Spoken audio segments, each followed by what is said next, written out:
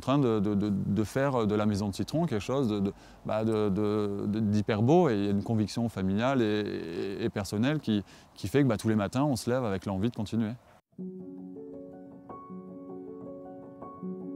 Alors, le citron, c'est un agrume, le Citrus limon. Cet agrume est composé de la partie extérieure, qui est en fait le zeste. La partie intérieure, moi j'appelle ça albédo, les pâtissiers parlent souvent de zeste. Et à l'intérieur, il y a la pulpe qui est très juteuse. Et dans le citron de menton, la particularité finalement, c'est que la partie blanche, qui normalement est mise de côté comme une partie ingrate de l'agrume, elle est au contraire hyper intéressante parce qu'elle est très peu amère, voire même très douce.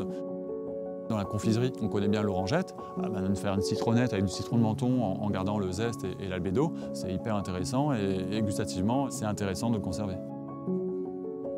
Il faut savoir que le citron de menton est un fruit 4 saisons, c'est-à-dire que quand il arrive à maturité, on n'a pas la pression de devoir le ramasser rapidement, on ne perd pas en qualité en le laissant sur l'arbre, ce qui nous laisse la latitude aussi d'avoir des fruits frais de saison pendant plusieurs mois par an.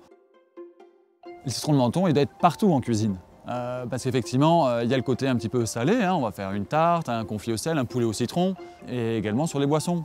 Le limoncello, évidemment tout le monde connaît, mais même sans alcool, une bonne citronnade avec un petit peu de menthe, un petit peu de gingembre, c'est divin, l'été ça rafraîchit, ça convient super bien.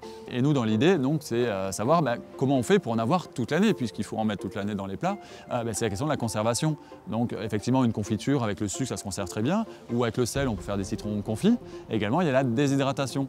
Et ça, Mauro Colagreco, le chef du Mirazur à Menton, il utilise beaucoup l'agrume et c'est lui qui m'a montré un jour, sous vide, une poudre. J'étais un petit peu curieux de savoir ce qu'il était en train de me mettre en avant. Finalement, c'est très simple, en faisant des tranches de citron, déshydrater, mixer, passer dans un tamis, on obtient cette poudre qui devient une épice. Elle n'est ni sucrée ni salée.